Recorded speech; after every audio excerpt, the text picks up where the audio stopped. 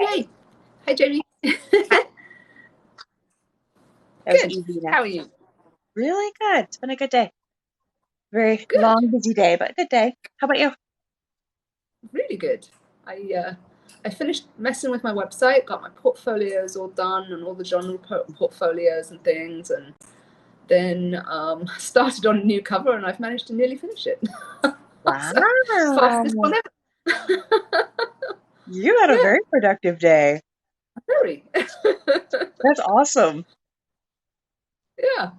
So, But I and I've need got this. that. Sorry. I was just saying, I need to sit down and actually do the feedback from you guys for my website. I need to go sit down and actually do that. I know. I spent most of the morning doing it, but I had to recode the whole thing to make it happen because I was pulling it in via posts and filters, and then I wanted to do it by tag, so I've had to just scrap it and start again. But I got there. Oh, no wonder it took you all morning. Yeah, and I've put the new page live too. So Ooh, gonna have to go yeah, investigate. Yeah, yep. So it's looking good. that's awesome. I love it. Yeah, and I've got the mood board ready for today with paranormal women's fiction. Yes.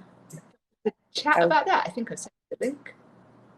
Which is like so perfect for right now, just because it is like we're coming up on fall and Halloween, and like this is the kind of stuff I love reading for October, like paranormal women's fantasy, Oh, like fiction, fantasy stuff. Like it just gives you all the warm fuzzies, but at the same time has like enough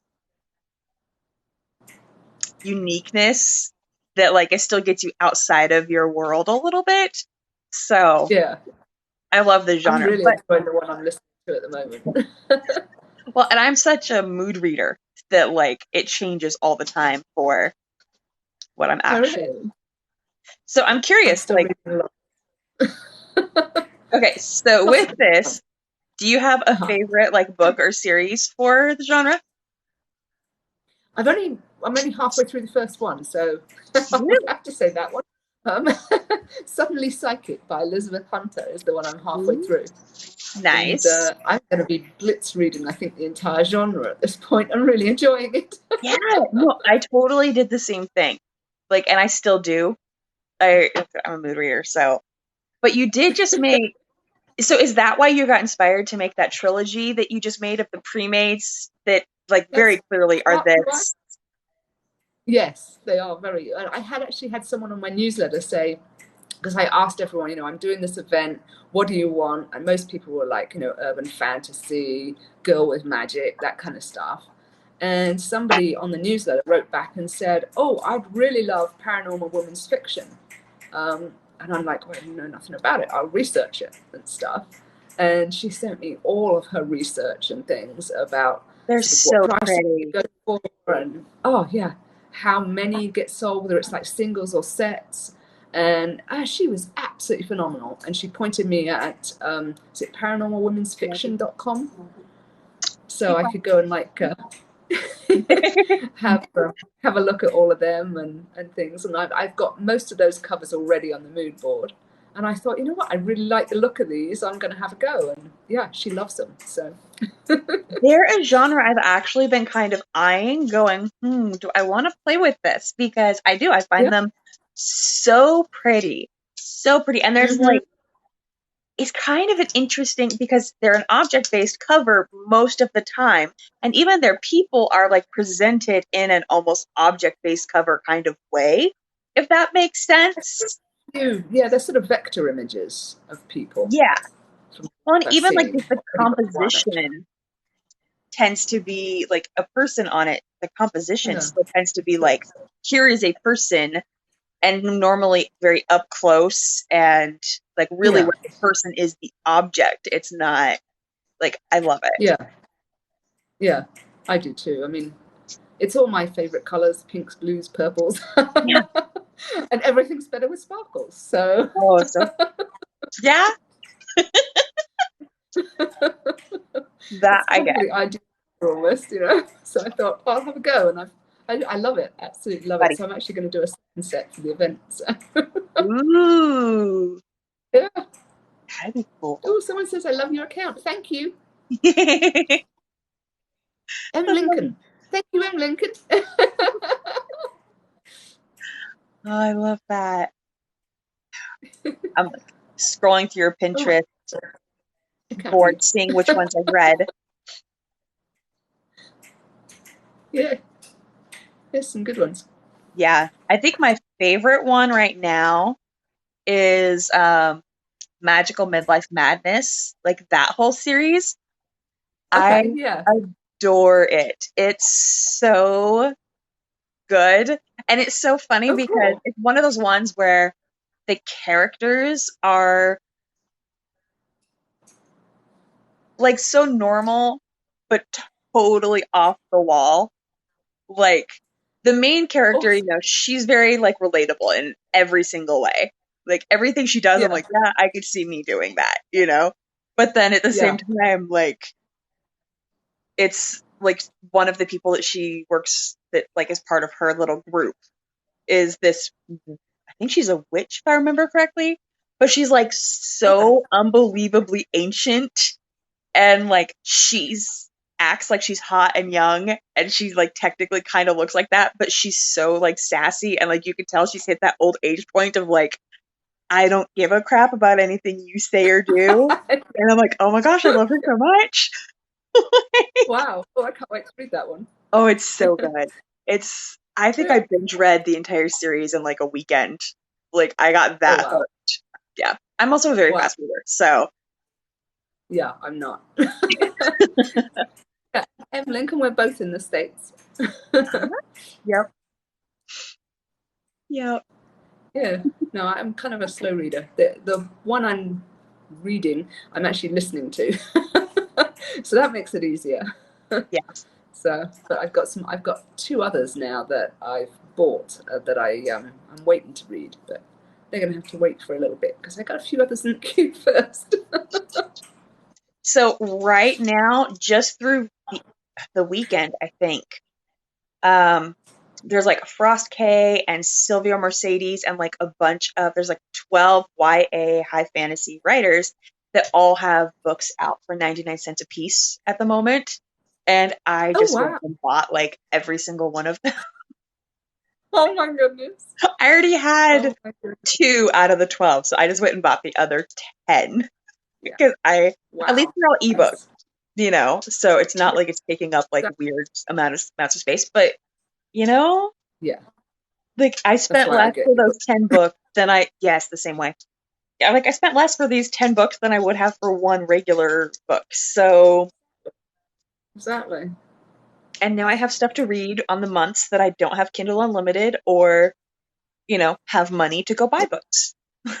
Yeah, yeah, yeah. I don't have Kindle Unlimited at the moment. I'm just buying the ones I want. So, I do Kindle Unlimited a couple months out of the year. Like when I'm in a binge, especially if nice. I'm like binge reading like Shifter Paranormal Romance, because so many of them are on Uh-huh. Kindle Unlimited. And when I'm Yeah. in a reading mood, I seriously will read like 5 or 6 books in a weekend and just binge read a whole bunch all at once. But then Wow. I'm burned out and I'm not interested in reading again for like another month or two. So Right. I read for about half an hour a day, I guess. So every day, like just when I'm waking up. But yeah, it's kind I of have slow no self going stuff. control. I have no self control at all. Like, I'm the Oh, kind of person that if I start reading it, I need to finish it like while it's still on my mind. Otherwise, I just lose yeah. interest, no matter how interesting it was. Like, but I think part of that is because I do visually see books in my head. And so Yeah. it's like I get out of that flow if I'm not just reading it all at once. All right. For me, I lay there after about half an hour. I'm like, I need to get back on my computer and start working. I want to try this and this cover, and I want to try this, and I just want to see if I can Yeah, draw that. that I get. So then the book kind of just goes and yeah. Yeah. Oh, Well, and it's funny that I, good point. It's funny because like I would say that's kind of how this genre actually was for me too when I got introduced to it. Because I had oh never, yeah. I mean, I will say most of my life I've read YA fantasy. Like, that's the majority of it. And then, Yeah. yeah, when I kind of discovered this, I was like, ooh, I want to play with this. I want to, like, I can do this. And Yeah. I need I to. just sort of read the one I bought yesterday or the day before, I can't remember which. I was just like, they're describing me, you know? Yes, I felt the same way. And like, I Yeah, found the amazing. genre, I found paranormal women's fiction, like, I found it during a chunk of time that I would say kind of felt almost like my midlife crisis for me. Like my life was falling apart and like I Yeah. was felt so terrible about myself and like my self-image was just non-existent. And then I discovered the genre of paranormal women's fantasy and I was like, oh, fiction. And all of a sudden I was like, okay, like I like that this is about, kind of moving on and becoming better and like Yeah. That's it what I love. The fact it's not like a 20 something discovering talents. It's like, hang on a minute here. which, Let's do there's it a nothing bit. wrong with 20 somethings, but there's No, but once you hit a but certain other people do it age, as well. yeah, like it's Yeah. nice to see. I mean, it's just like how, the book industry has been pushing harder and harder to have more representation in people of color and, different sexual orientations and like all that kind of thing, which I'm totally, totally down for. But this genre Yeah. feels like that same sort of way too, where like it's just something that represents a different time in your life. And sometimes I want to pretend like I'm an 18-year-old girl making terrible decisions and running away with a super sexy elf that, like, as an adult, I'd be telling my daughter, what are you thinking? But Yeah. in other times, when, you know, Yeah. I guess I've never had a book that I felt like was written for me. I've always read like epic fantasy growing up, so it was always a guy. So it was just me kind of, going along on someone else's journey. And then once I started reading sort of stuff with women characters, I was already older than them. So again, it was just me going along with someone's journey. And now it's like, that could be me. yeah, It's the first time. So yeah, it's amazing. I'm trying to think, like, because, book wise, like I said, I love the magical, midlife magical madness. I'm not saying that right. I can Like, tell I'm like looking at the title again because it's gonna bother me. Magical midlife madness. And like so Shannon Mayer, I love her work anyways. Like I love her writing yeah, style. Um yeah, I've read a few of those. yeah, so like I love her style anyways. And it was funny because her cover designer, oh, and KF Breen, because that's who does it, like Magical Midlife Madness and the Magical Midlife Dating. So KF Breen, I love her Yes. stuff as well.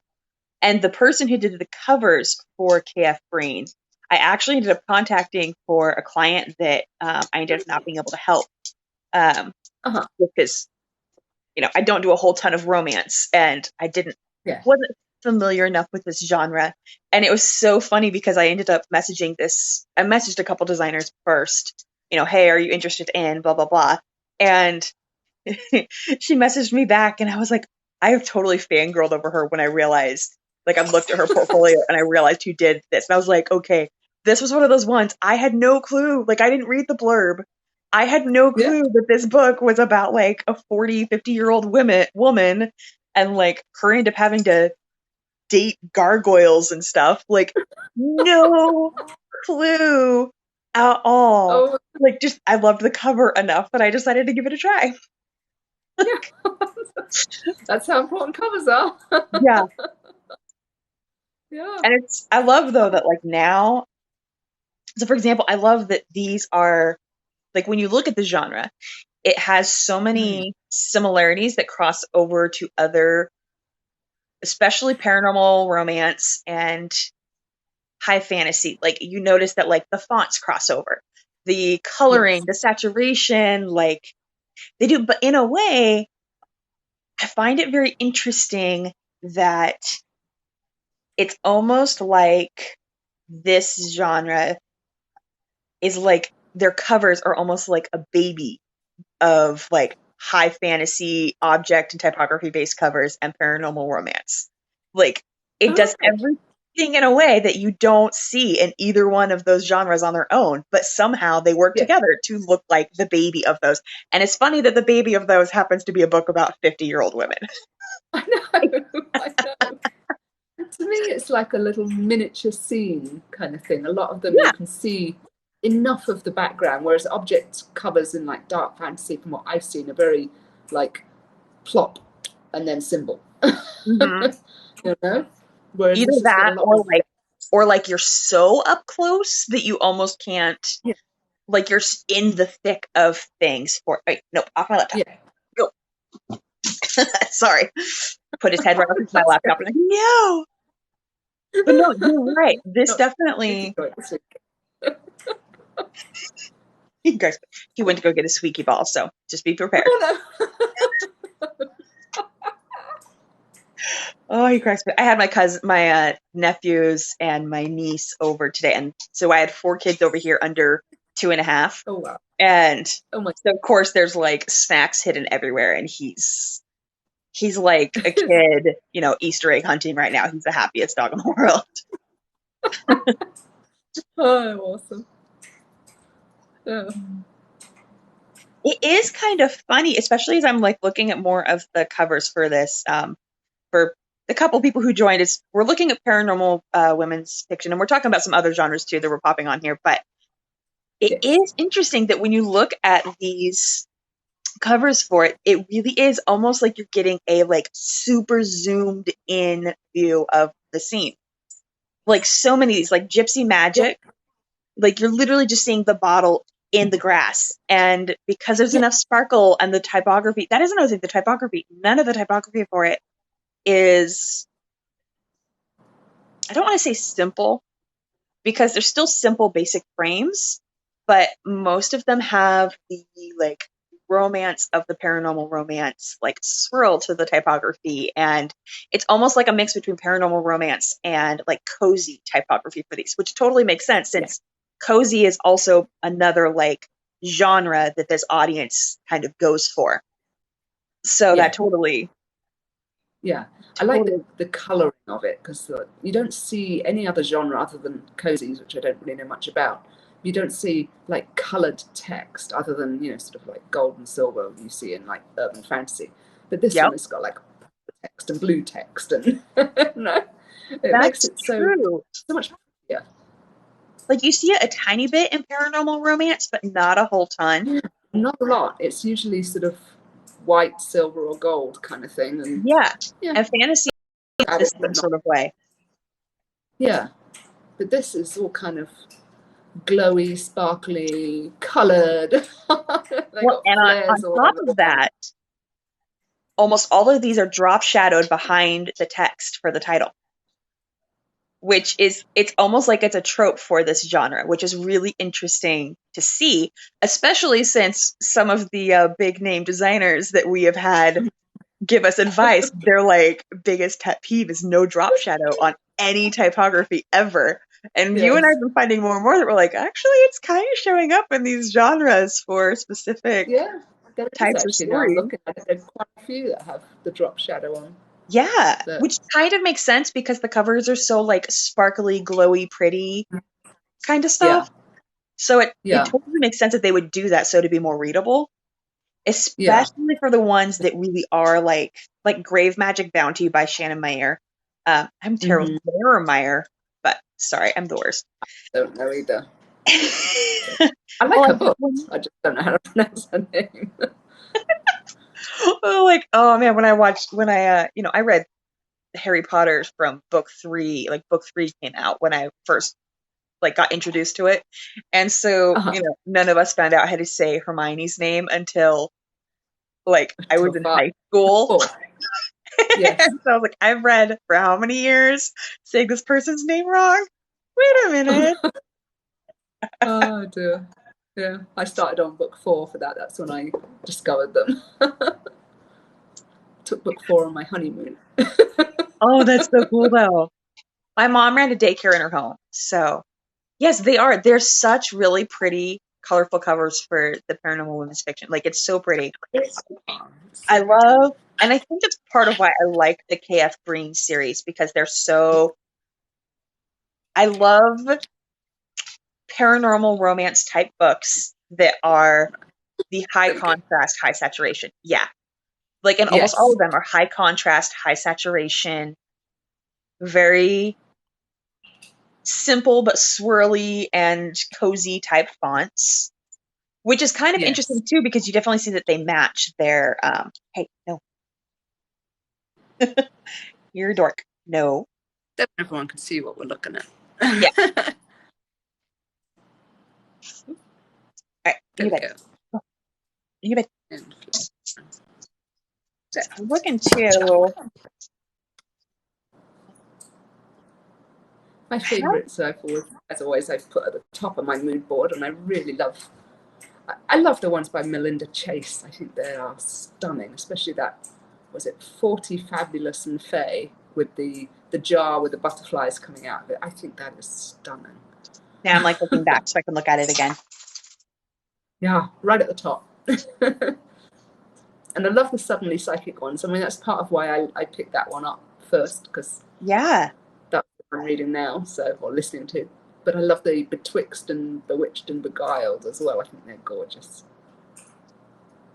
I agree. Well, and I love the face side of 40. Like, Yeah, so it almost gives you like absolutely. Alice in Wonderland kind of vibes for it, It if that makes does, and it's one sense. of my favourite colours, isn't it? Yeah. And the type for it is just gorgeous. Yeah, that's pretty. Very pretty. Is that the same series? It is. The face side of 40 and Over the Fairy Hill. Because I'm like Yeah. obsessed with the typography for both of those. Because those have to be, like, I recognize the sub font for those, but they're definitely customized. A lot of the others are not customized. A lot of the others are just using the alternates, which is totally cool because that's what I do for 99% of my stuff, because so many fonts come with those alternates. But Yeah. Over the Yeah. Fairy Hill by Jennifer L. Hart, that's got to be custom typography. I don't know. I really don't know.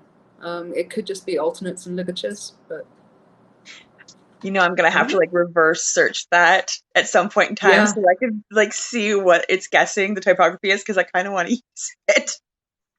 I know. Well, that was why when I first did that, the series that I've got going, I had the more spiky one. Because of all the swirls in this one.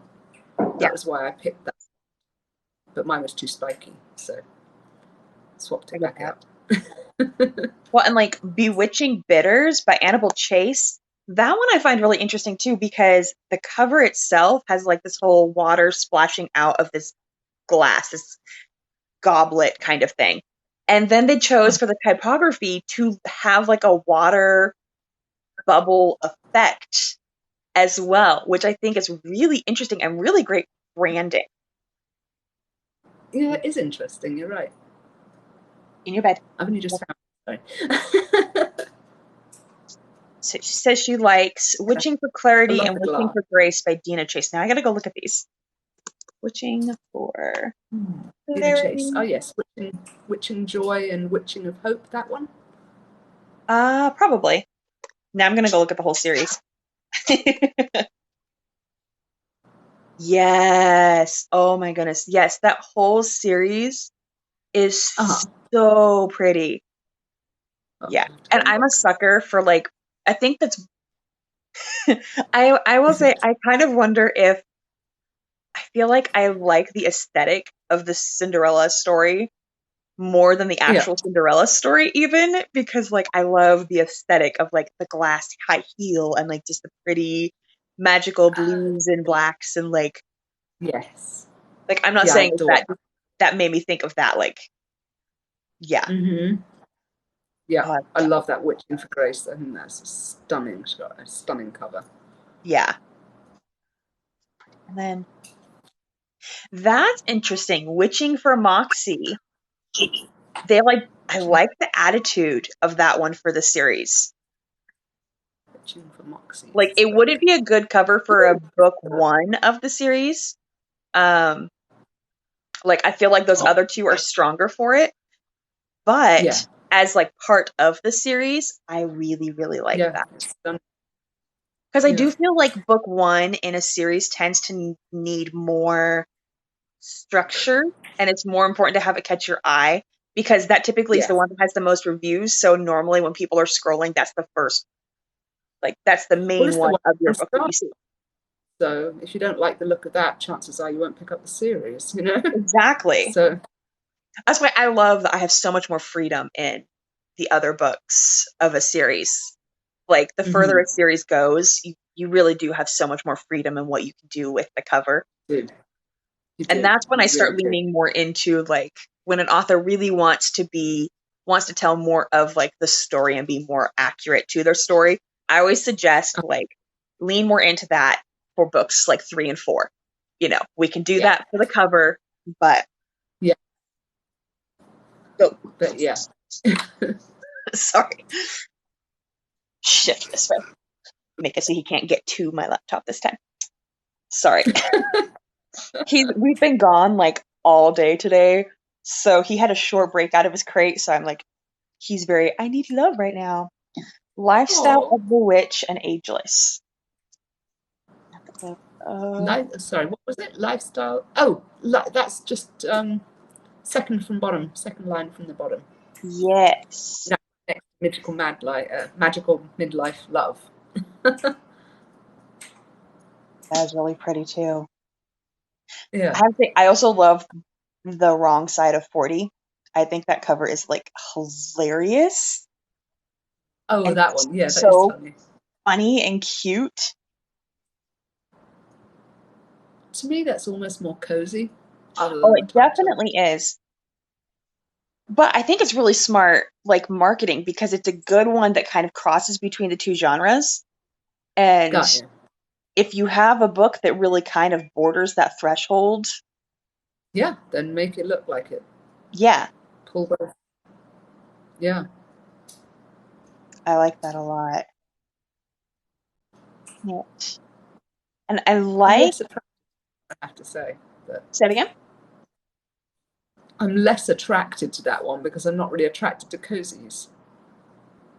I've So been leaning more and more. I can tell I'm getting into my Hallmark season because cozy's becoming more attractive to me right now. Yeah. Fall and like winter are my Hallmark seasons. So, you know, nice, nice. I like the more kind of almost like more real than like the witching for grace. You can see as like a real scene. yeah. That's the sort of thing. I like that sort of look more than the kind of cozy look, if that makes sense. No, So that does actually. For me, it just depends on my mood. It really does. I'm yeah, looking at the top like 100 of those for that genre right now and some of the others that they're throwing in. And it's interesting to see how many of them really are pushed. Like even when you do the search, the fact that it pulls up women's fiction cozy as one of the like options that's like a commonly searched drop down, that tells you how much yeah. that genre crosses over. Oh yeah, yeah. And it's a massive genre. Ooh, I like Life in the Ghost Plane. That's pretty. And they did an Let's amazing see. job with that Oh yeah, chain. that is good. Yeah, I thought about the chain with mine because I've got a chain on the third one in my set, Hmm. and I couldn't work out how to put it behind the text without it like, really inhibiting the text and the readability.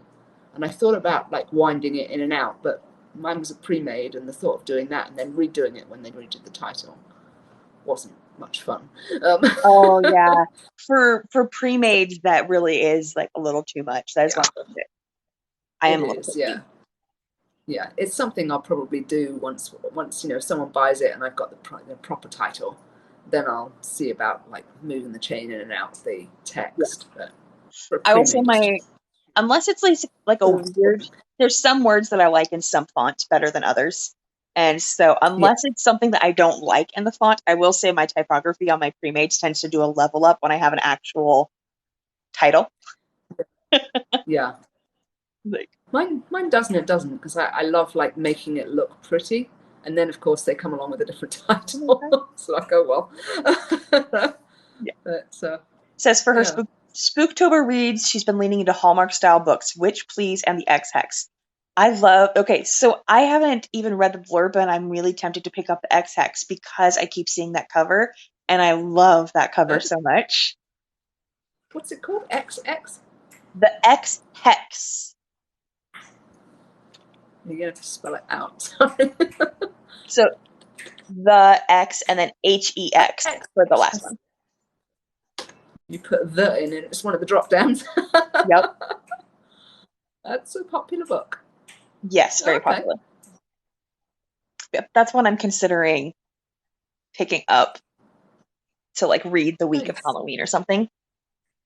Good boy, thank you. Got it. Yeah. Yeah, that's not for me, but that's fine. I can see lots of people. I've kind of, not with work, but like regular life stuff, I've kind of overbooked myself for the next couple weeks, so I've been. She says the book is very Hallmark, and she really liked Witch Please. Recommends both of them. Nice. I just was thinking I might like it because I have been leaning more the Hallmark.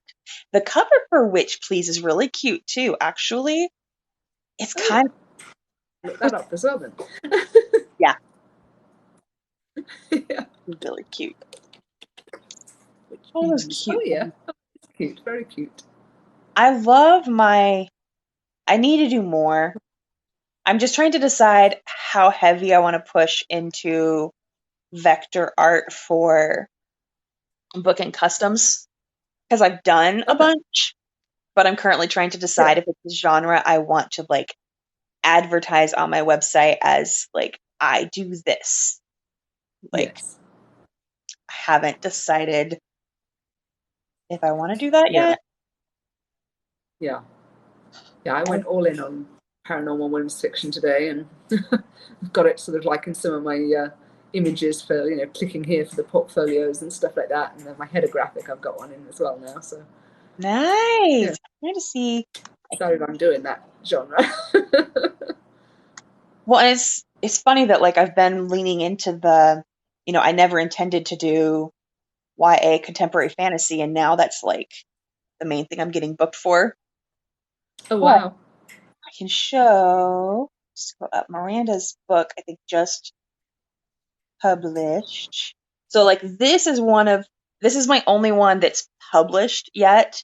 For my vector, this was a whole thing to figure out how to do because it's an interesting genre. See if I actually do this right this time. But that's my main. That's my like main vector one I've done. Nice, very nice. If I love it, and it turned out really good. But this was definitely a process to figure out how to. And the funny thing is, I actually ended up using parts of this cover. She says she never would have thought about reading Paranormal Women's Lit, but now you want to read them. I get it. I totally get it. Never occurred to me I'd want to read either. Start the first one, and now I want to read the entire genre. Yeah. No, I'm totally the same way. It's funny because the more I do like a deep dive on a genre, I tend to be like, ooh, I want to play with this. Yeah. Yeah. Trying to think. I'm trying to think if there's any like kind of crossover, because it's definitely, I think, a simpler slide from paranormal, from the women's paranormal women's fantasy fiction. I don't know why I keep saying fantasy. Yeah. But from that to cozy, and I'm trying to think some of the authors that are like a crossover from the paranormal romance to that, because it's clear that there's, I mean, other than the like paranormal aspect of it, like it's always interesting to me to see if there's going to be, normally there's authors that like cross over that better, like stronger when they're that close in genre, but I literally cannot think of an author that actually, or anything that I've read that really crosses that. I don't know if that makes any sense. Yeah, Yeah. I don't know either. I've not Oh, read any cozies. Then they're definitely not my style, I don't think. I'm bad with But the like murder mystery part of it, but yeah, I've been then I getting don't more and more like. into it with some of the stuff that I've been reading. Yeah. Yeah. Oh, don't worry. I have been doing some deep diving of the historical mystery stuff for your book in Oh November. I've been wow. doing it. And it helps because Karen and I are in like a sort of like a think tank slash critique group with a couple other Yeah, designers. And yeah. two I of call it my them, master. yeah, two of them do a lot of historical romance, historical mystery kind of stuff. So it's kind of nice because um like we bounce stuff back and forth with each other. And like I have some Yeah, experience with it, but it's nice to have someone who really works with a lot of authors and like that's their main focus and be able to hit them up with questions and be like, hey, what do you think about this for the marketing of blah, blah, blah. That's part of why the group that we have works so well because all of us have like, yeah. we all Slightly have been different. going in different directions and like hitting different markets, but we also tend to book the same type of author, if that makes sense. Like there's enough of a Yeah, crossover that we all kind of yeah, tend to book things that the other people do too. So, yeah, yeah. I know I've got at least one client in common with SJ.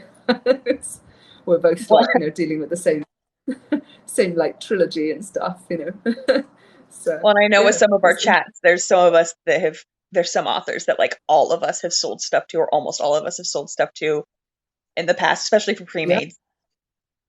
yeah, yeah. That's the thing. So yeah, it's interesting. Well, in pre-mades, you kind of It's such expect a great that. group. Like there's some Yeah. authors that I know that they buy pre-mates from different designers for every single book. And like Oh sometimes wow. they just don't care about the branding across it. Yeah. Others, I've had them come to me and go, hey, can you use this font for this and this font for this? Like the art style is different, but I want to at least keep this the same. And those are typically the ones I have to go buy a special font for. Like that's the whole reason I own Lena was because Got, of one of those covers. I was like, I yeah. don't have this font, but it's a pretty enough font. I love the S on it. Like if I have a Yeah. word that's going to have to start with an S, I use Lena because the S is just so pretty. Nice. Nice. I don't think I got that font at all. But I do have a Well, lot and of it's tall and skinny. Like it's them. boldy, like It up. for long words, when there's a long title, like my Yes. title Yeah, for my you book can. is 10 or 11 letters. I think it's 10 letters. And 10 Oh letters wow. across is really hard to get big enough for a title. So I have to be super picky about which font I Mm-hmm. use for that kind of stuff Yeah. specifically. And Yeah. especially when you're Yeah. looking in, that's one thing, most epic and high fantasy fonts tend to be very wide. So when I find Yes. a good font that still has that kind of vibe, but is tall and narrower, Mm-hmm. like I'm all over it. Yeah. Exactly. Yeah. No, I've got a special section of condensed fonts and a couple more that are like extra condensed. Because when you've got a really long word, that's all you can do really. Because Yeah, otherwise it's, like this. You yeah, just can't read it. yeah. I'm So kind of my short story. I should show you. Ooh, I can actually show you guys while I'm on here. So I've been working on my cover. I think I need to do a head swap because I'm really not liking her face. But this is is my this cover. one for the anthology? This is for my short story that goes out in the anthology on Halloween. So Cool. this though is going to be book one, like my short story newsletter thing that I get the rights back to be able to put in a newsletter the beginning of next Okay. year. So this is going to be like my newsletter, like reader magnet for my gender bending retelling series that I'm working on. So I don't Okay. like her face. I will say her face makes me think of like a pig, like the way it's all scrunched up. So I think I'm going to have to do a head swap. But this is what I'm working on right now for her. Like, Okay. I can't really see her face, but I can see it, the whole cover. It's just a bit too small to see. but that And font it's is cool. When I did the title for this, I didn't realize it was going to need a hyphen because I suck at grammar. And, and I didn't see the title. Sorry. it's all good. It's called the It's all a Black bit sort Backed of, Mirror. Yeah, Sorry. no, you're good. Yeah, it's called the Black Backed Mirror. I had no clue it was going to need a hyphen. So all of a sudden, that chunk of my title is like Yeah. 12 syllables. So trying Oh, wow. to get it readable as a title was a whole thing. Yeah, I bet. Yeah, that Yeah. was. Oh, I can't wait to see it bigger. I'm excited. I will say that, I mean, it does not beat the cover for the actual anthology, but the anthology I think is only available for 3 months and then they're taking it back down. A Wow. lot of anthologies have been starting to do that so that they don't have to continue figuring out how to do Yeah. payouts. Yeah. So, and this anthology is actually going to be going to print because it's getting put into a book box. And Wow. I'm like, ooh, I'm trying to decide how many copies I'm going to buy because I'm not going to be able to buy more later. And No. like, Pretty cool. yes, I'm trying to decide like, So I have a question. How long do we like titles to be? 3 words at the top, really? Unless they're like little words, sort of like Queen of the Darkness. That's 4 words, but that's okay. You like 2 big words. Well, that's what I like anyway. And then however many little words are needed to make it a sentence. That That's does, my favorite. yeah, that tends to be the easiest to make pretty, is to have 2 words and then to use little words for connecting. 1 word can be really, really good, but I typically suggest, and I mean, obviously, sometimes just the right title doesn't fit within this, but for it to Yeah. be legible in thumbnail, normally you don't want any words to be more than like 7 or 8 letters long. Yeah.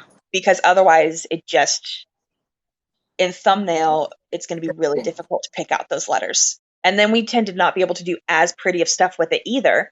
Because like you Yeah. don't have any room for any swoops. You don't have any room to make the typography feel unique and independent because Yeah. you have to make the letters as big as you possibly can. So shorter words themselves and Yes. Shorter is the big key. yeah. But if I just did you one for the traditional publisher I work for, and one of the words is 9 letters long with an apostrophe in it as oh, well, because it had apostrophe s on the end. I'm like, how do I fit this in? yeah. Well, and it's really Yeah. hard to, again, it's not a pattern that you think of when you're doing your book, like when you're figuring out a title. But if you're going to have a long word, your other word needs to be long as well. Otherwise, it's going to look really off balance if it's like a super long word and a really short word. Like, I've had a hard time. Yeah, I find with a short word you can make it so much bigger that it looks the same, like takes up the same length on the cover, but Well, it's and it depends on the genre too, because some genres don't do as well with one word, the font being like triple the size of with yeah, giant kerning compared to the yeah, other word. Um, yeah. so that definitely affects. Like, I would suggest try to not have it be more than like a 5-letter difference between the 2 main words, if that makes any sense. Oh dear.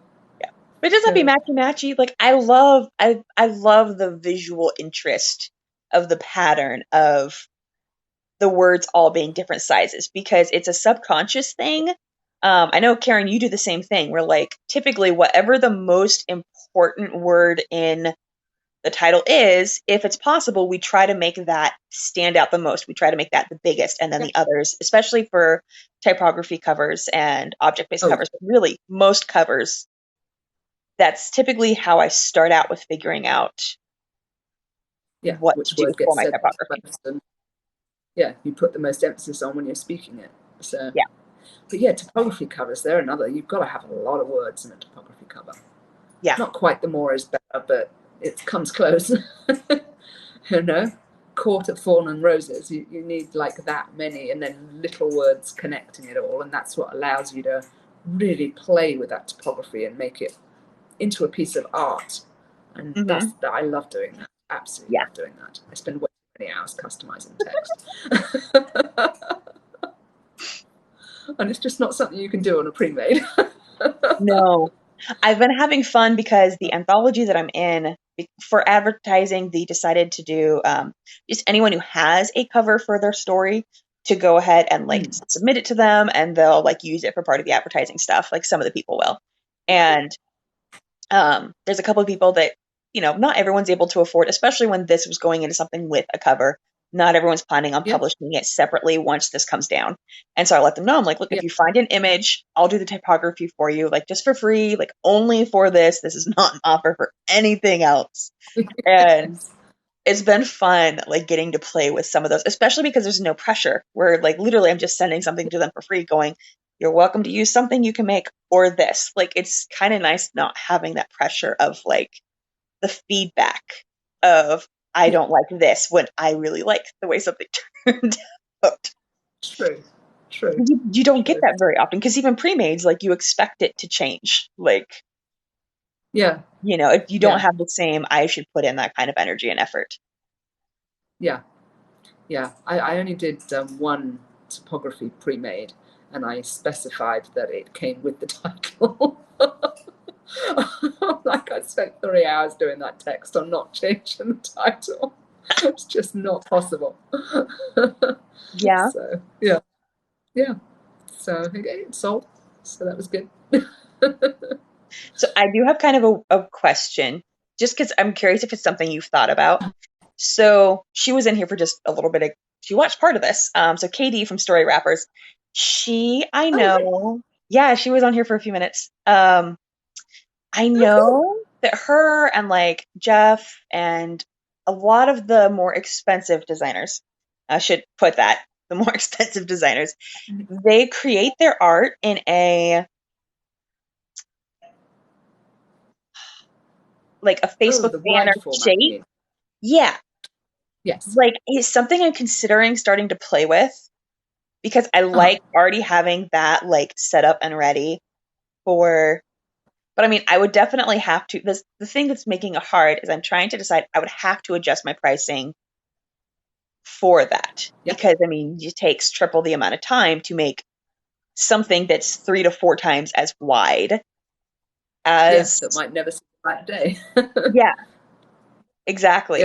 Like, and I like though that like you already have the stuff set up for if they do audiobook. I don't have to add anything. Like full wraps, you already have the whole thing there. You already have the extra for you know, dealing with hardcover because you need a ton of extra for hardcover compared to anything else for your trim. Like I like that that's already there. Yeah. So I'm torn right now. I'm like, do I want to play with like maybe doing some of those? And I don't know. I'm trying to do it in audiobook. That's how I design. I create it in audiobook, and then I put like shutters that are the same color as my Facebook, my Photoshop background, so that it looks like it's just ebook. But then when I can design it like that. I can design it as ebook, but the extras are sort of like there for the audiobook. And then when it comes time to finishing, and I want to do like all the stuff over the top, I lift the shutters up and make sure that it's, you know, going side to side, so that I've got that audiobook done in case people want the audiobook. And that makes sense. The reason I started it is because I started in lit RPG, and I think every single lit RPG one I've done so far has become an audiobook. So it seems stupid not to start with the audiobook. Have you looked at how much it costs an indie to do an audiobook? A lot. But Podium produces a lot. So many of my authors have gone through Podium that the Podium people now know me. They're just like, oh, we're doing this one. Can you send us an invoice? And I'm like, okay. The low quotes I was seeing, not for my, like, I haven't even considered like looking at it for my own stuff yet. Like, I'm going to worry about getting enough of this, the ball rolling before I worry about that. But talking to some of the other authors, like, The low end that I'm seeing people being quoted is like $3,000, and I'm seeing it go up $8, $9, $10,000 for an audiobook, and I'm like, oh my gosh. Yeah. No wonder It's most 5 to indies don't 6. do audiobooks. Yeah, Like, exactly. Mine went into audiobook because the publisher did it. yeah. But that was the only reason I signed on with the publisher, because I already had the books in print and I had to take them down to sign with them. And then I signed with them so that they would do the audiobook. So have you ever So, listened to your yeah. audiobook? Like in its entirety, did you ever listen to your audiobook? So no, I have a copy of it, and I'm, You don't want to it's buy seems your silly buying own my own audiobook? audiobook, really. Yeah. Note to self, send Karen her own audiobook Yeah, for I listen to Christmas. like preview stuff. Yeah, exactly. It just seemed odd, so I didn't. But I know people have, because they like Lit RPG is really big on the audiobooks. Like most of them will listen to an audiobook. It's amazing. So I know when I was doing like all the giveaways, because I used to run the releases group in, so that every new book that came out in the genre would go through my group, and we'd do like, once we reached a milestone on membership for the group, I'd, get hold of all the authors and say, right, we're going to do a giveaway. What do you want to give, kind of thing. And all of the people listening or watching in the group, they would always want audio codes. It was just amazing. That was the prized thing. Next was the signed book. That's So interesting. yeah, it's just massive in the genre. But I haven't done any audiobooks outside of the genre. So it's so different. See, I don't think I've had any of mine be turned into an audiobook. Well, actually, Wow. so I have one series that I recovered, the Fireface series by Sophie Davis, that I know is audiobook, but I haven't converted those God. to an audiobook for them yet because they're still in the process of working on the hardbacks, because Amazon's hardback stuff is still a total nightmare. Oh my goodness. Done a lot of them as well. Yeah. Do not Yeah. like hardback. One of their covers for hardback, we did multiple versions of what Amazon gave us for measurements, and even tried their template, and all of them came out showing that it was wrong. And then every single time, even when they'd submit it, it would give them different measurements it was supposed to be, like over and over and over again. And I have a couple other authors that were running into that with Amazon's hardback right now too. Oh my goodness, I've not had that. And I've done a few, because the Lit RPG, like, a lot like their paperbacks and hardbacks. And I've done Ingram ones with sleeves as well. Yeah, I do But a lot of those. I've not had anyone give me different measurements and then Amazon reject it at all. So weird. Yeah, I've had most of them end up sending me screenshots of what Amazon is telling them with the problem, so that I can see what's going on. And it's been so weird that it's been doing that. Yeah. I had one that came back, and it was because the author hadn't formatted the inside first. So they told me how many pages in the Word doc, and then they went and formatted it, and it was a different width, needless to say. So yeah, that wasn't really, anything to do with me or the template being wrong. That was just I've had a couple that it's been rejected because they told me the wrong paper color. And I went and pulled it, and it was the wrong paper color. And they're like, well, it shouldn't be. I'm like, no, but the different colors for each company, the page is actually a different thickness. So it's going to change the spine width. Then it changes it all. Yes. Yeah. I haven't had that, but I'm always like, what color paper are you going to choose? And then I've written it down, and I've had one author go, well, I'd like white. And I've looked it up and like, no. Book one was cream. We're going with cream. I will say, as a reader, I prefer cream. It's easier on my eyes, and I can read better. I'm more likely to get a headache if I'm reading on white paper than if I'm reading on cream. So I actually sometimes will choose not to pick up a book if it's on white paper. And even my Kindle, I have it changed so that I'm reading white text on black paper, on the black background. And it's so much easier for me to read. Yeah, I've got a blue light filter thingy on mine, and I just read with that. and I turn it way down, it's at like 6% or something. So it's like Yeah. not very glowy. But, yeah, I hadn't thought about the cream paper because the traditional publisher I work with, they always do cream paper, and they use like an imprint of Ingram, so similar kind of. I think it's the same template as Ingram, but they always use cream paper. Does Ingram print out of the US? Oh, that I don't know. I was wondering because this might just be because of who I follow and like who I see. Which by the way, today I broke 5,000 followers. I'm like super excited about that. On what? On TikTok.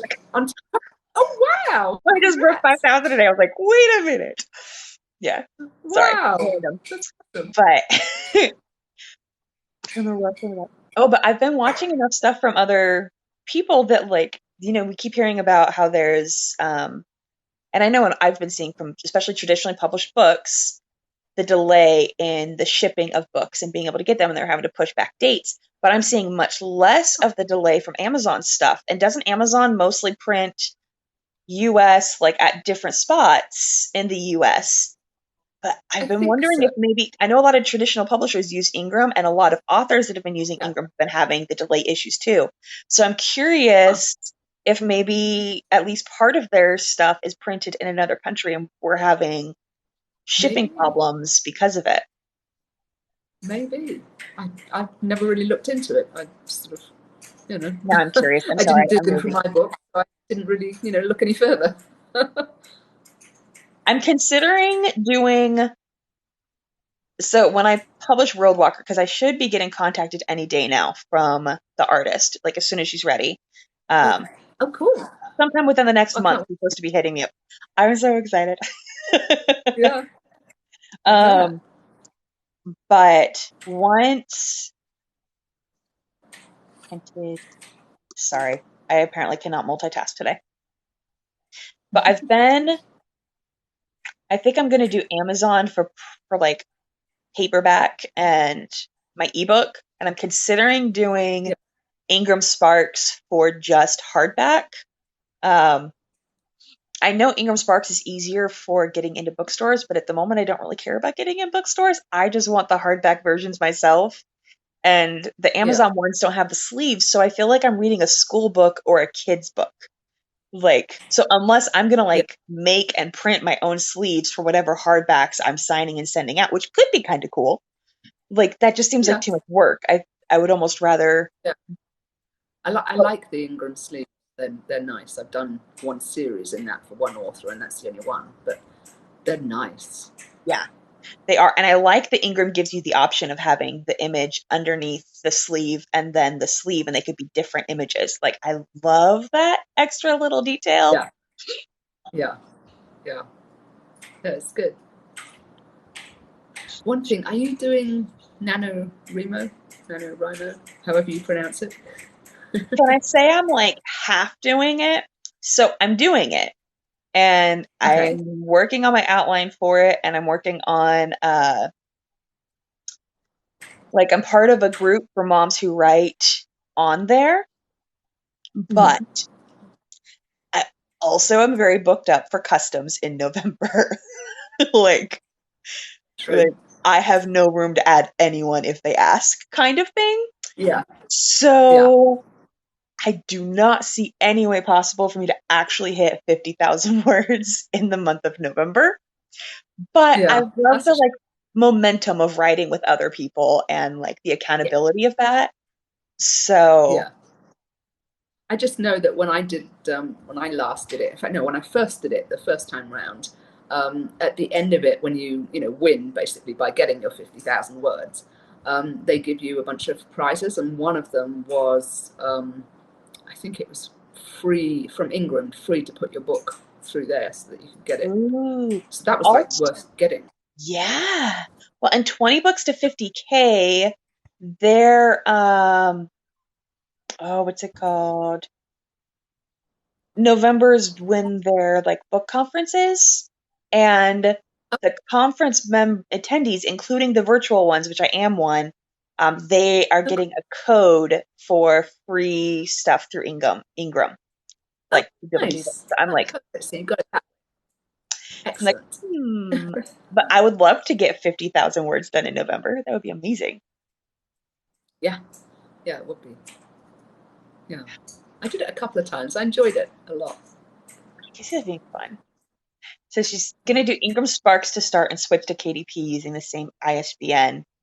Yeah, I haven't decided yet. I'm gonna purchase,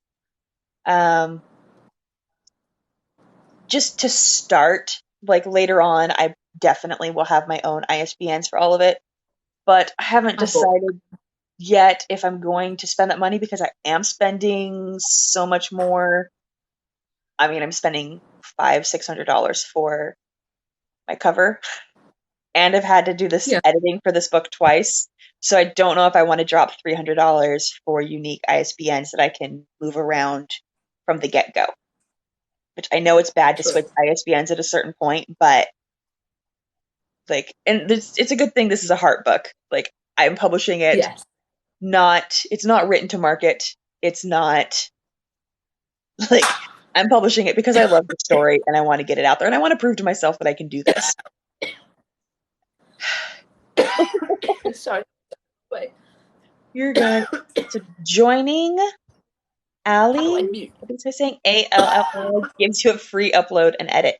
Ooh. For Ingram Sparks. That's awesome. I didn't know that. I don't know how to mute. How do I mute myself? No clue. I've never tried.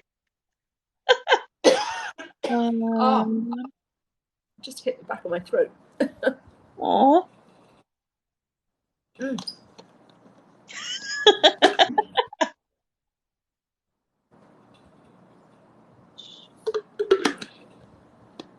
Look and see.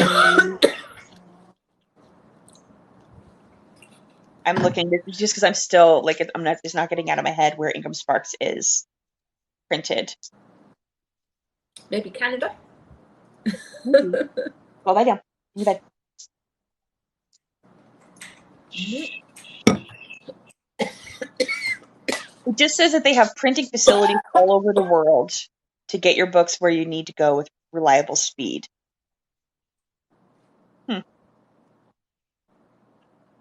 It's kind of interesting. That's interesting. Right now, Ingram Sparks is charging the same price for just uploading a print book and uploading a print and an ebook at the same time. That's kind of interesting.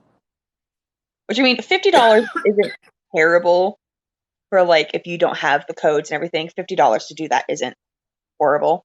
Especially because if you do just use them, you do get the ISBN number for free. But... True. I'm sorry. I think you're adorable. You're fine.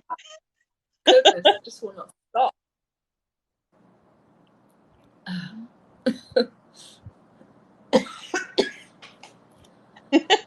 Not what you need on your live on camera. Fortunately, TikTok is very chill, and most people come and hang out just to like hang out. So it would be so much worse if it was for like one of our like virtual panels or something, where you're like on a strict timeline with strict questions. And they're like, Yes. Yeah. That was fun though. I would love to do another one of those. Just like get my name out there for it. That was so much fun. Yeah, I really enjoyed it. Really enjoyed it. I don't know, maybe we should start our own. I'm curious. I wonder if Angel decided to actually go ahead and do it. Because Angel was thinking about starting one. I just don't have a virtual like writers conference sort of thing. Thinking about doing that. But I was back up and running. So a couple days ago, I tried to go to Cover Designer Directory to go look up referrals for a client. And it was down. And I was like, no. It's back up now, though. Yeah, it's back up. I was just checking that now because I need to send some more referrals. I think it's because it was when they were transferring ownership.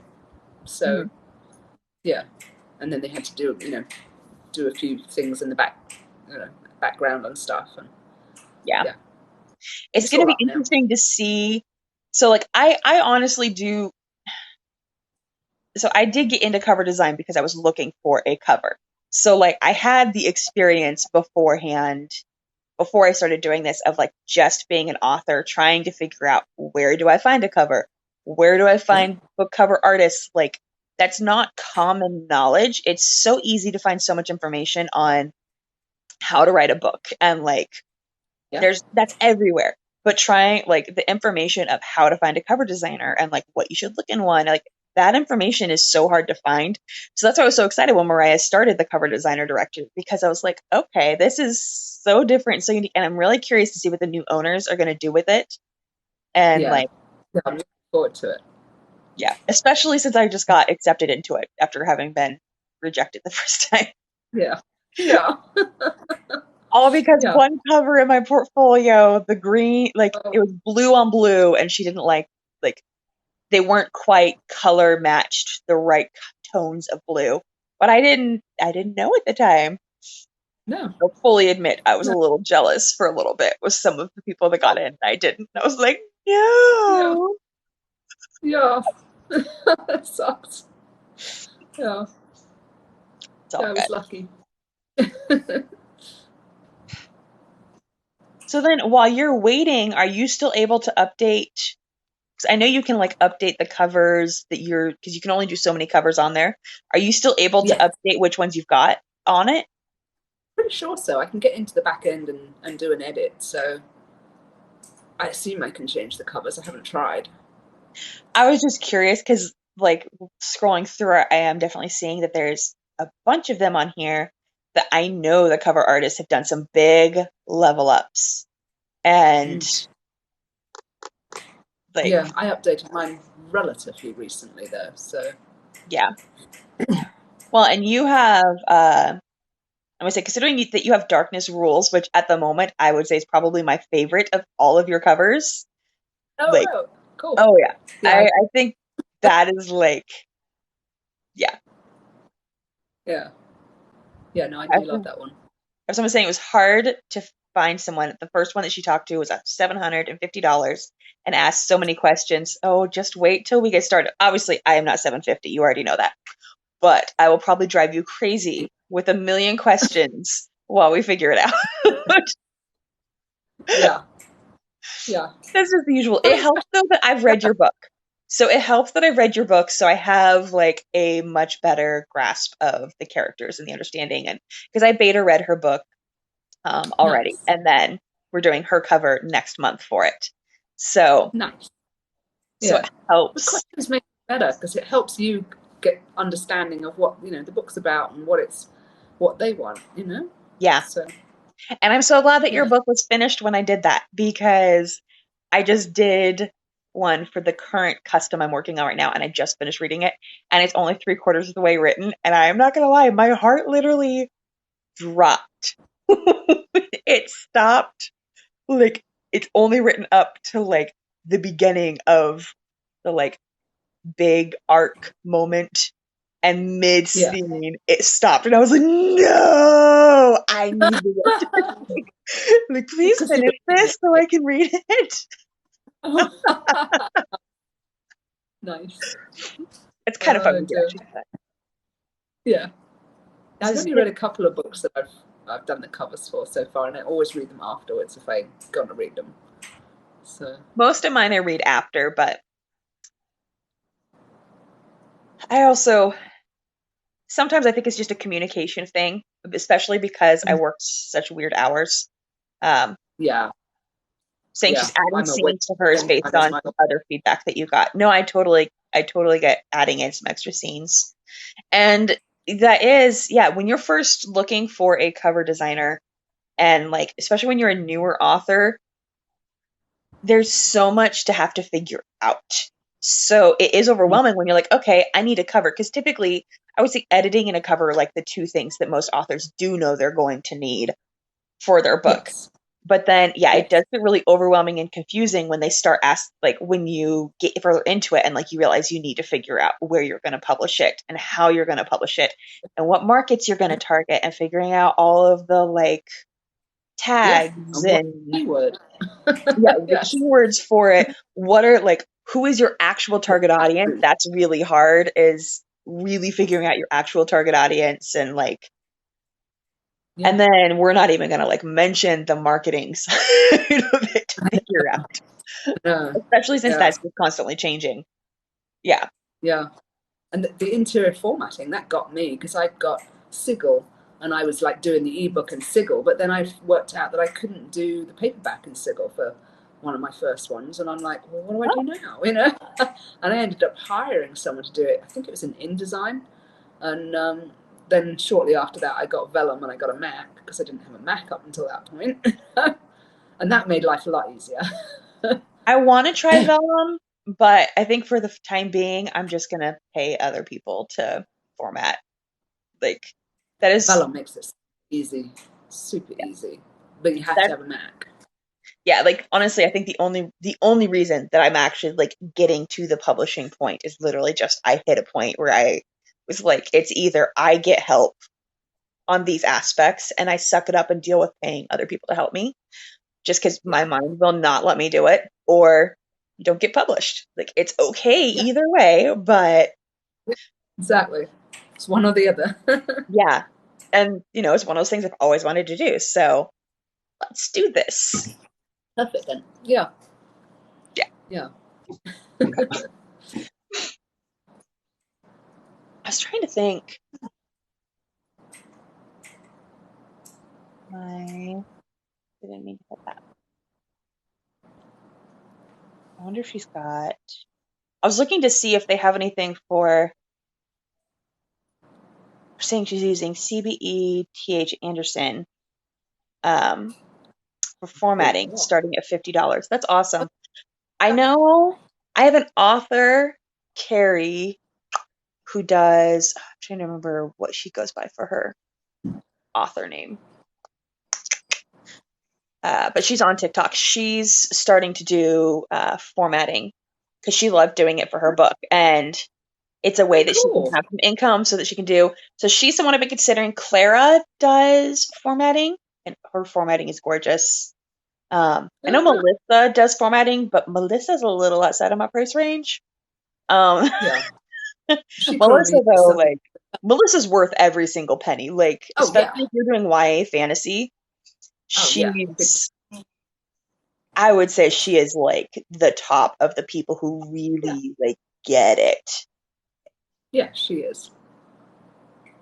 Definitely. But yeah, she probably uses like InDesign or something for the inside, and who knows. Yeah. But it's easier in Vellum when you do it yourself, but you've got all the restrictions, of like, well, this is the way they do it, and so therefore you have to do it that way, and you can't like jerry rig yourself around it. Yeah. Which is fine for a fiction book, works great. For a lit RPG book, I had a few issues because everyone wants stacked tables, and you can't do tables. So that made it entertaining. But if you're trying to do a non-fiction book in it, it's not really usable, I found. Yeah. I've only done my own formatting once, and I only had to do it for a physical copy, so I just did it in Word. Got you. So like that was simple enough for me. I mean, it took forever, but it was simple Yeah. enough. Ebook would be a whole. Ebook, I just use Sigil because that's some free software. And yeah, I just found it really easy. But you have to know HTML, which I knew. So That that's helps. why I found it. I have a basic of HTML. I I don't know why my brain when it came to coding, I don't. My brain when it came to coding, it was so easy in every single coding language that I did until a certain point, and then my brain literally would just shut off and be like, "Nope, you can't go beyond this." And I was like, "What?" Yeah. So I am curious, because we have talked a lot about the paranormal women's fiction. So if someone writes that or is like looking at writing that and they're looking Yeah. to find a cover designer, what would you suggest they do? Like, what kind of search things, like, what would you suggest they do to find someone who's going to fit for that? You mean like what would they Google? Yeah. Or what do they look for once they found their websites? Both. Both.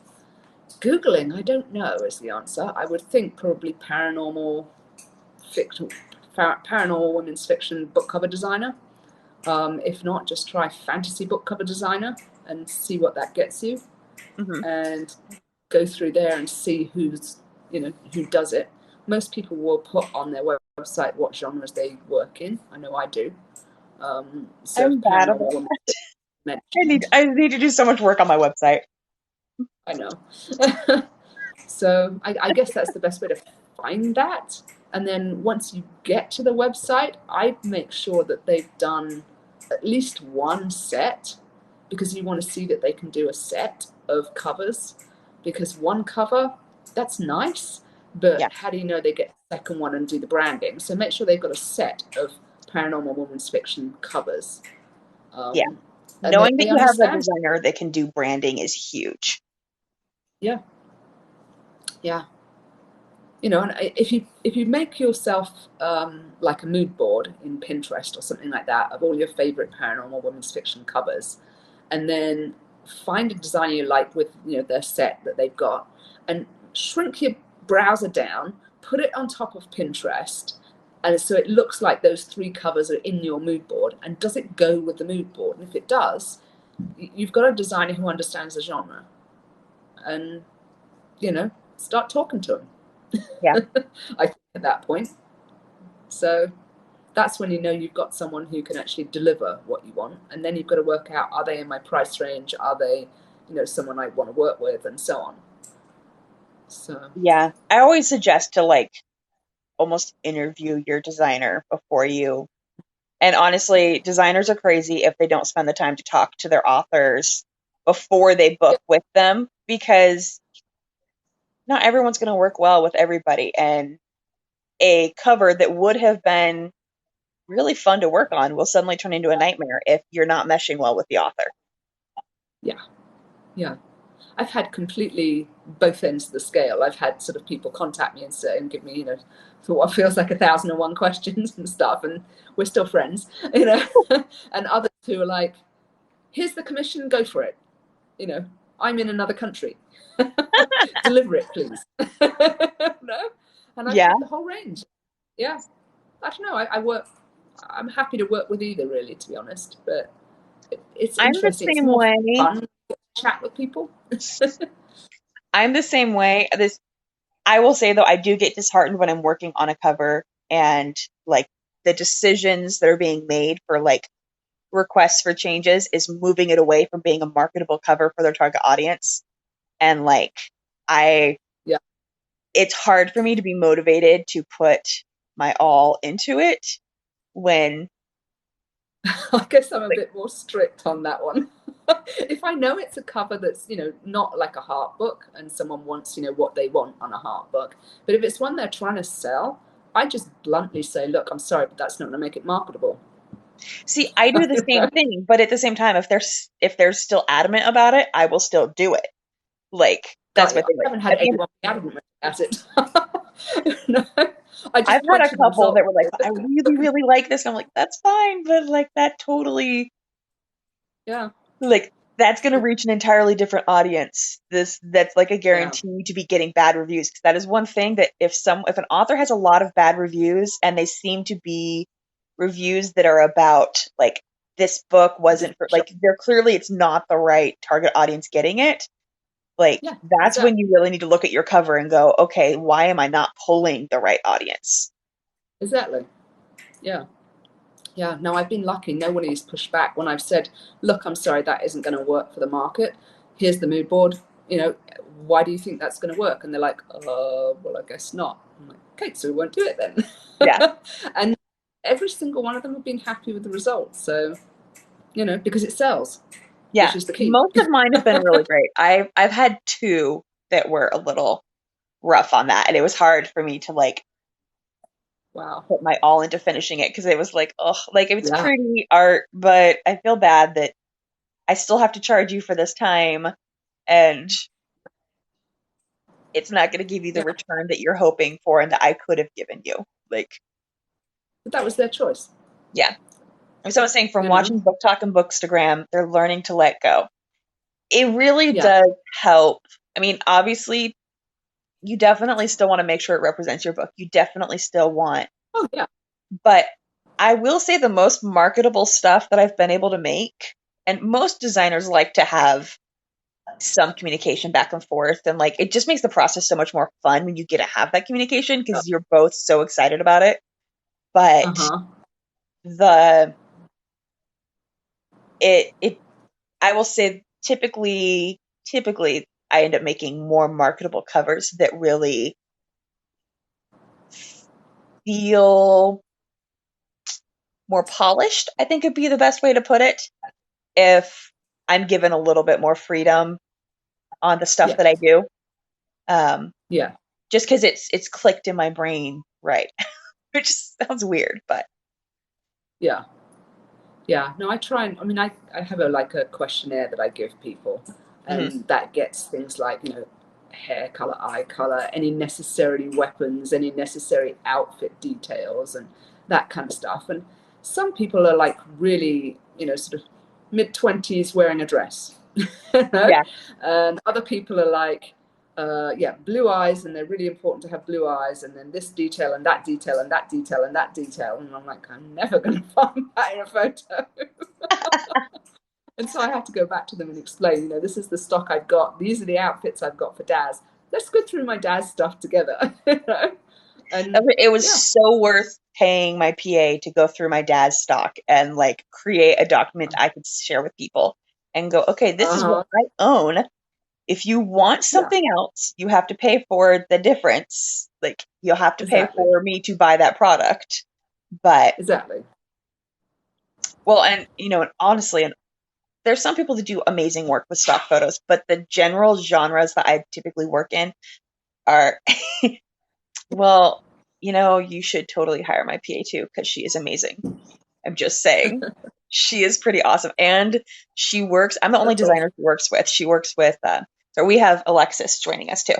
Yeah, she works Oh, with mostly authors. I'm the only designer that she works with. So she's yeah, she's so much fun. And she's so patient with me.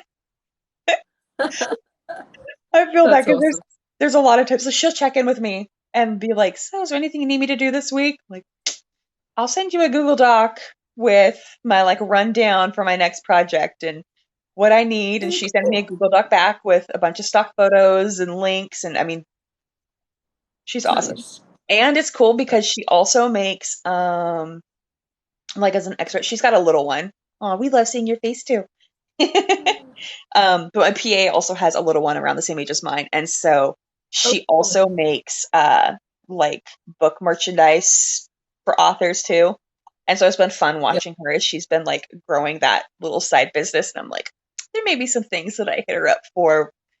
I think it'd be fun to nice. put together like just a few book boxes to kind of, when I publish just for fun, like these are available if you want them, blah blah blah, and like maybe Yeah, offer a couple of them to like TikTokers that I enjoy, watching that are other yeah, authors or that's it. people who do reviews. Like I think it'd just be Yeah, fun, and I love getting book boxes, but had one.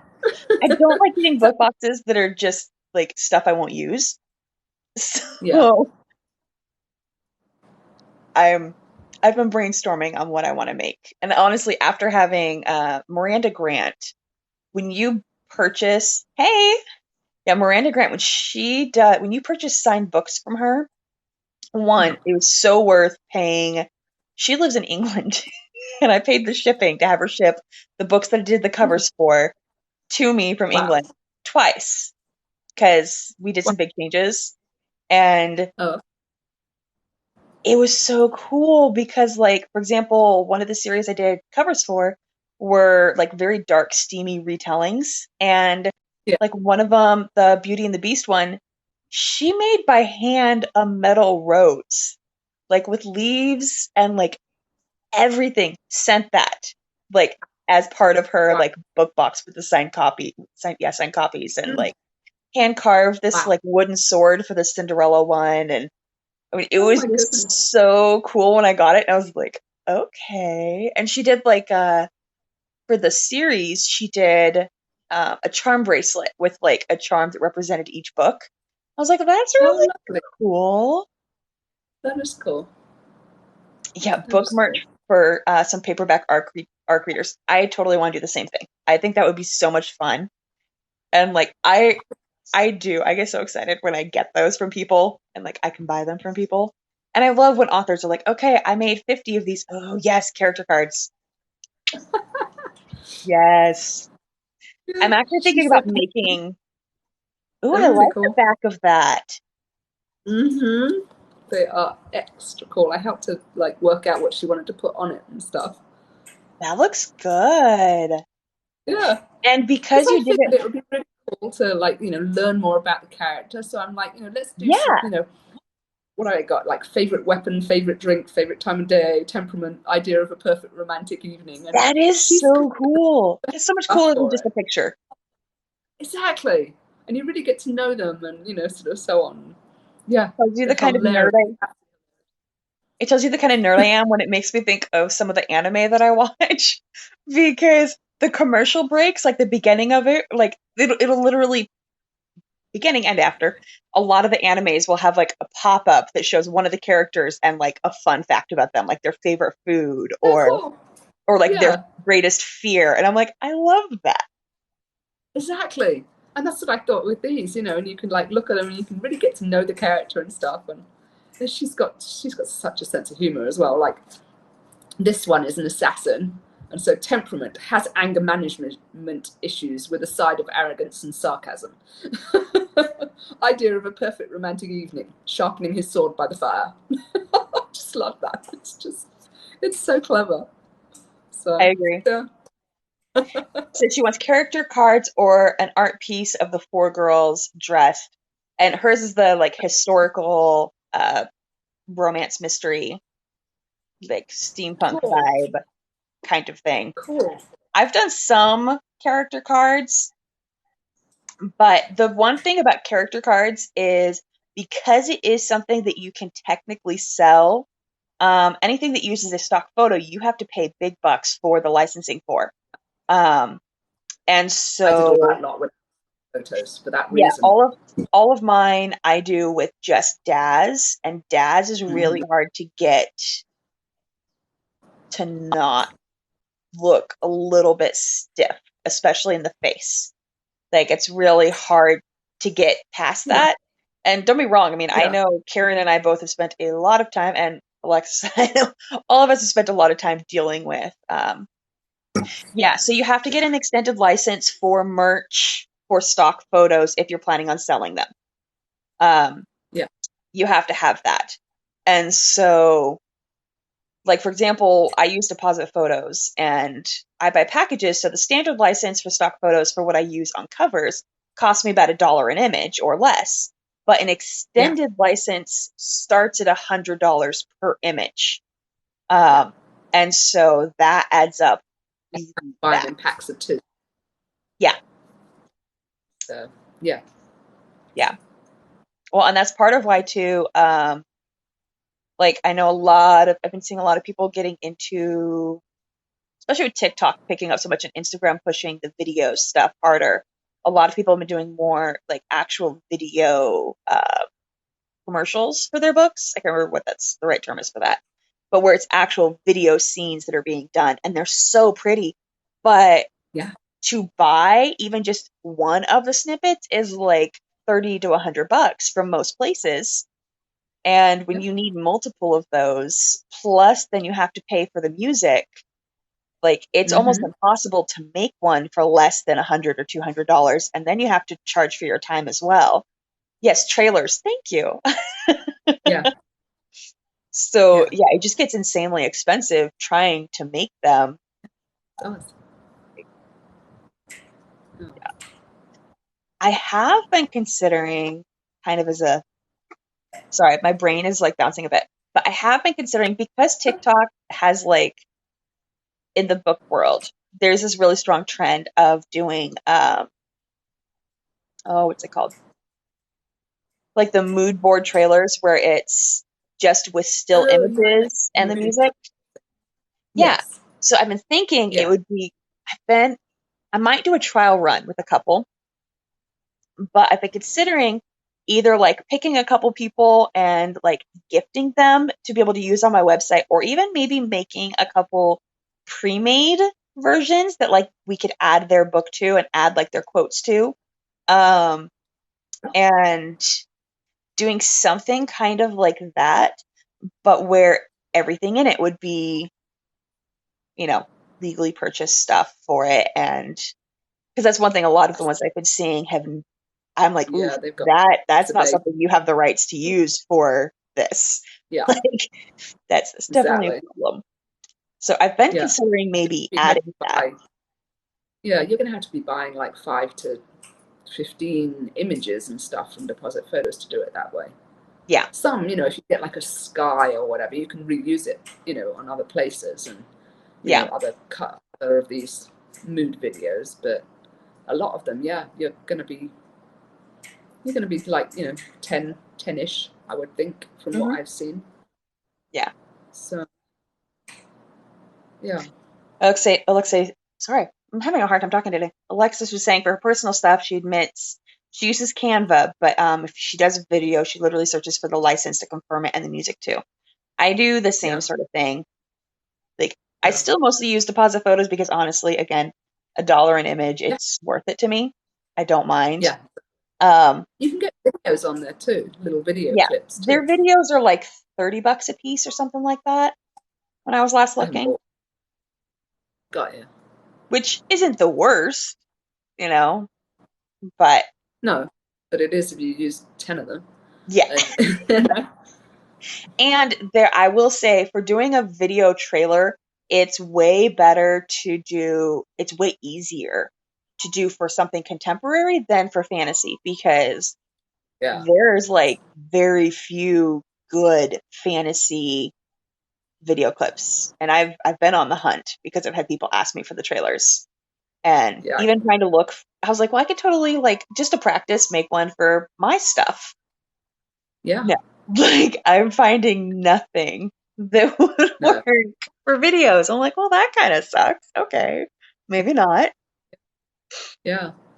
Well, Daz is getting into like, the animation side of things. So I That's think true. that's what they're kind of gearing up for. But I haven't Especially invested with any. whatever, from the like snippets they've been telling us about what their plans are with Daz. Yeah, I definitely think it's heading in that direction as Oh, well. yeah. Yeah. I mean, they sell so many animation packs, but yeah, yeah. I haven't really gotten into the animation stuff. Not Yeah. yet on there. But I No. will also totally admit that, like, I know the basics of how it works, and I have not had, I mean, Photoshop's kind of the same way. I know the basics and I learn little bit by little bit, but Yeah.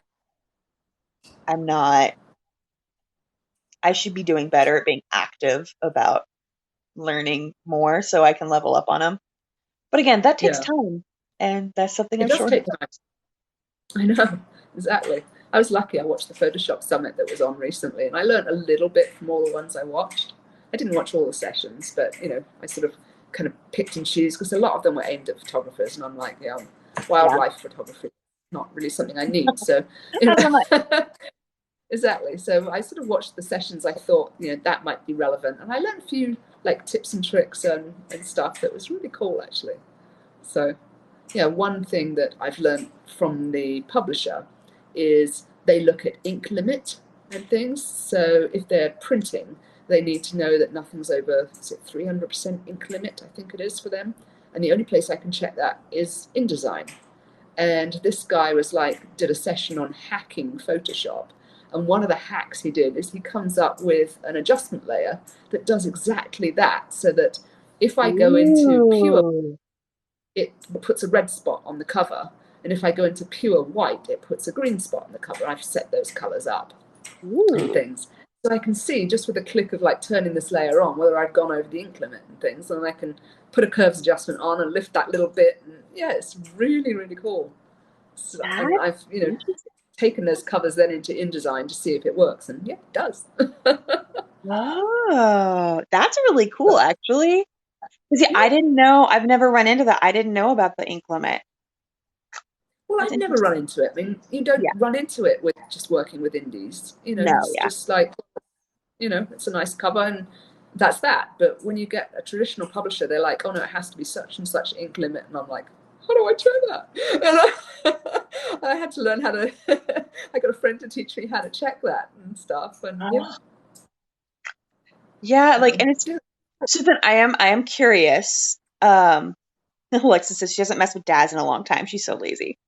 You know, Daz is a lot of work, especially for it to not look stiff. That's one thing I am working on, is I'm working on making my people feel more Yeah. natural. Um, but the brain's so fried. This is why tonight's my night off. I was like, I can't. Fortunately, my author, you know, because she's not done with her stuff, and my custom that I'm starting tonight, um, it's book 2, and she wants to use. I need to like check in with her for like changes, but she wants to use one of the other mock-up options she had for book 1 as book 2. So theoretically, it should be fairly simple, and I'm Yeah. excited because I loved that mock-up. So Oh no, I'm like, yes, we're gonna that's use a it. bit We're fluff. looking forward to it. It's so pretty. Yeah. So how many mock-ups do you do then when you get a new custom project? How many mock-ups do you give the author? It depends. It depends on how many ideas I have, to be totally honest with Okay. you.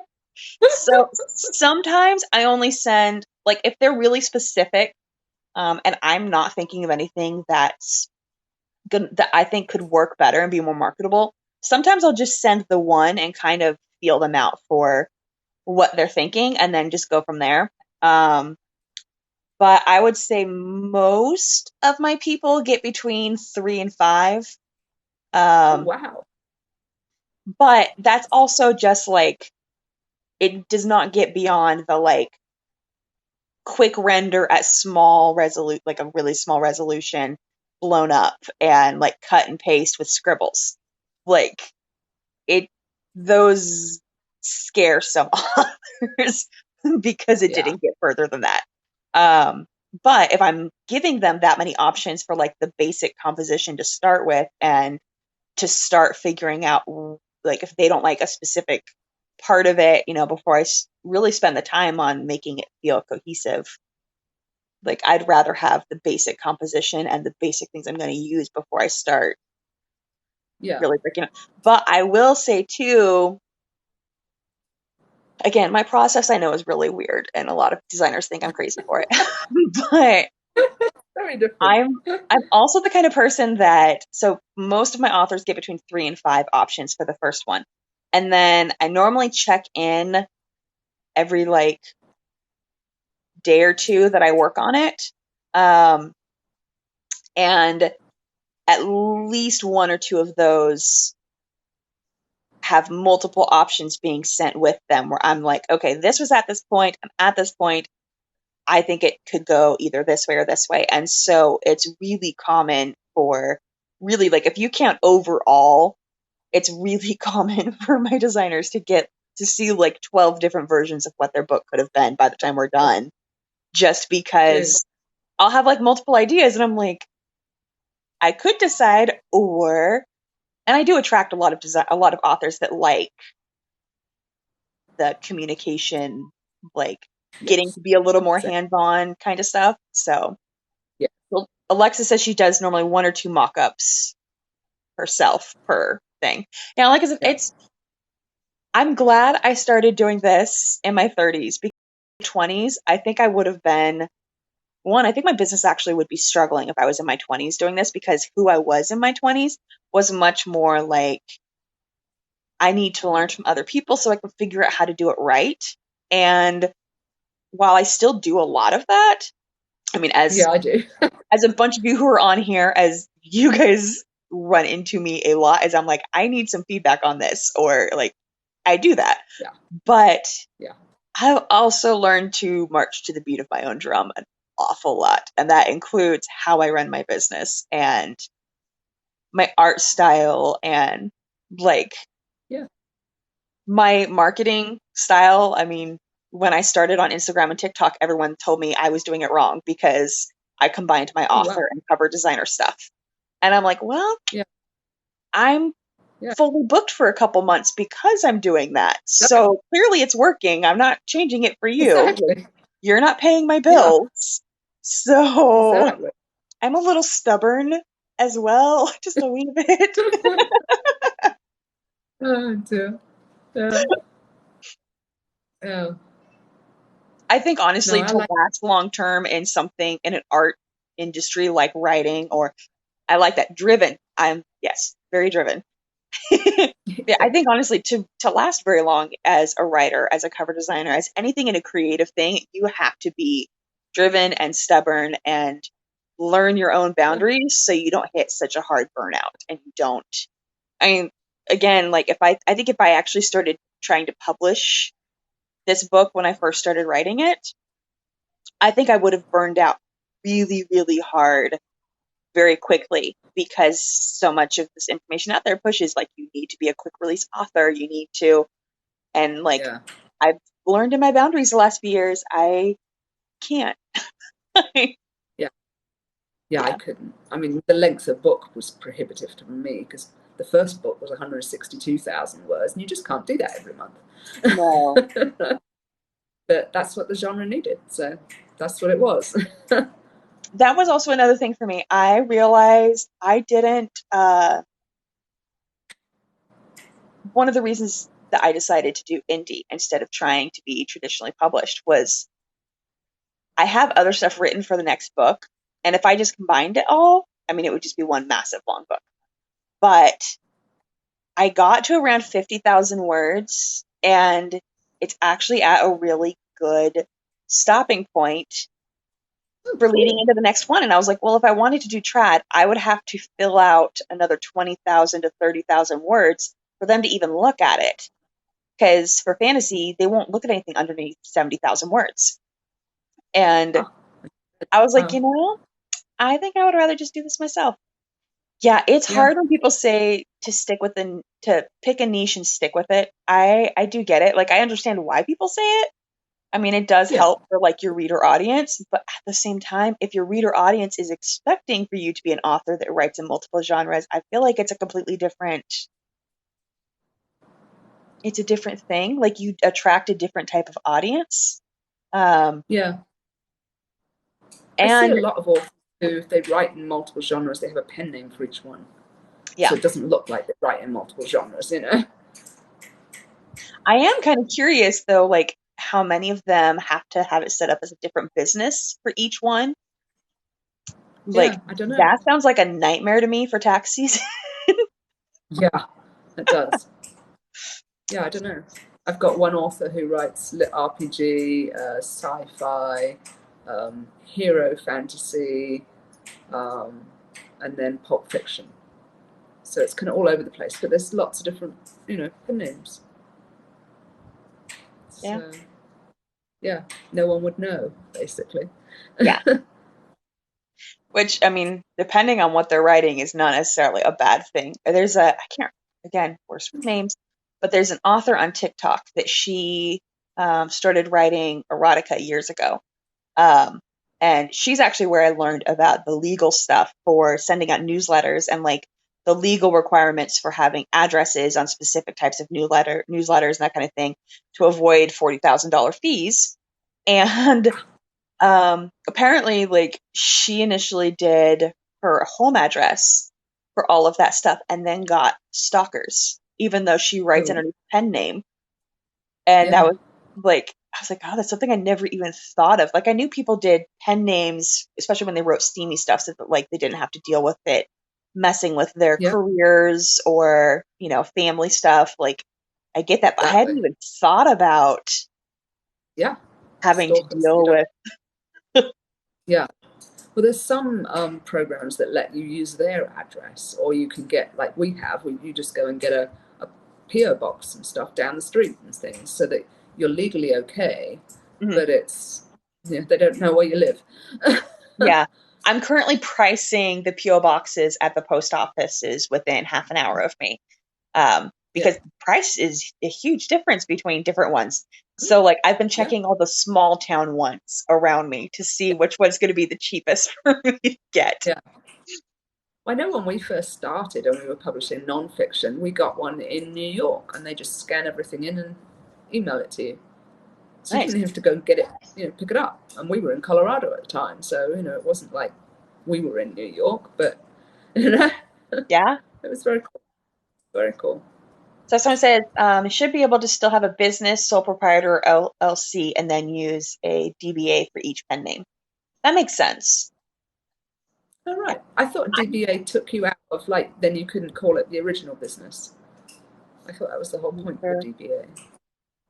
I need to hit up my in-laws and ask them. Like, I know they can't do my actual tax stuff because they're in a different state, but my husband's father and like his uncles and well, his father's brother and grandfather Yeah. and all that, they did the coding and wrote the first computer accounting program and like still own the rights to it and like Cool. still do all of that stuff. So when I have and my family's a bunch of lawyers and doctors.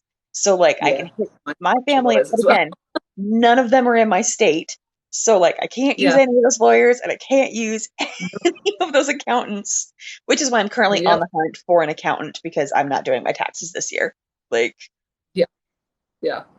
I did it Yeah. last No, year, but my between the dad, my author stuff uncle, and yeah. My dad, my uncle, my grandfather are all patent attorneys. My brother-in-law is in England, it's called a solicitor. It's a type of Mhm. lawyer that can't speak in court, but does things like contracts and stuff. And then on this side, I've got my husband's side. His sister is a lawyer. She's actually in the same state as us, Oh, but she's the one that created Homeland Security, legally created Homeland nice. Security. So she really knows her stuff, which is great. So, and then we've got a bike store manager, and my Nice. sister's a dentist.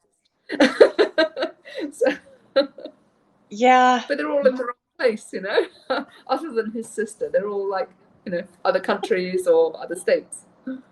So, My family is just so massive that like we have a bit of wow. everything. I mean, my mom has 14 siblings and Oh my my dad goodness. has 7. And Oh my goodness. My mum's the only child and my dad's got one. I'm like just dealing with cousins. I have over 100 cousins on my mom's side. So I have like two. I've got there's two. so many of us. It's crazy. Like I have Yeah. an uncle who's a senator in Idaho and I've got lots of doctors and Wow. I have an aunt who works at Oxford. like like I get a lot of fun random. I actually have another aunt who she doesn't do it anymore, but in like the 90s and early thousands, she was a steamy author that wrote underneath a Wow. pen name. And it's funny because she's Wow. like, I'll give you some advice. And I'm like, I appreciate that, but I don't write steamy. And I promise you, the marketing from the 90s is completely different from the marketing Yeah. now. Like, Yeah. completely different. Yeah. Of course, I've been currently binge watching all of the Hallmark fall and Christmas movies that deal with authors because it's like what I've been in the mood for. Yeah. Yep. Yeah, I've watched them.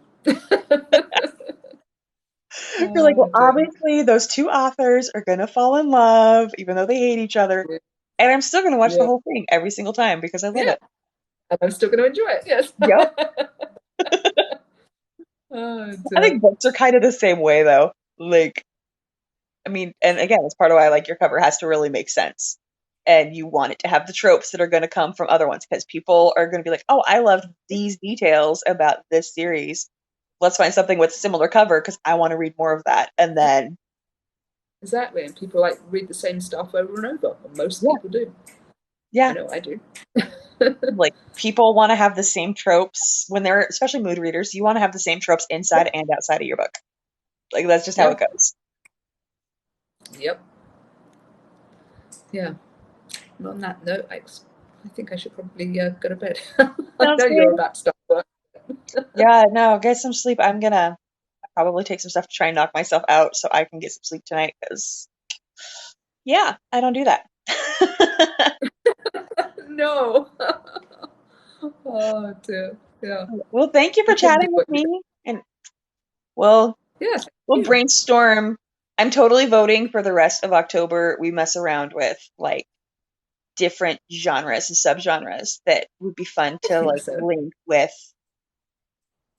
Halloween type stuff. Yeah. Yeah. We'll work out what we're doing next week. Yes. Sounds good. Well, I will talk to you later. Have fun. Yeah. Good Thanks night. for joining us, you guys. This was fun. Yeah. Thank you, whoever's listening. Bye.